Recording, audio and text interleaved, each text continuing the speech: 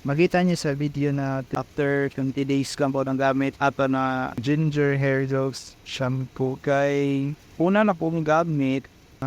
titila na po pagamit na naman gid sa ko ano bitaw mo na mga matang-tang ba ang duho pero ako ram gibaliwala kay kon mi good foot kaya man maligo bitaw po tapos ano bi matang-tang gid po daw mga buhok beard karon pagtaod dam gyud po na gamit yaina pa lang gyud tinako kay pagkuskus na po ay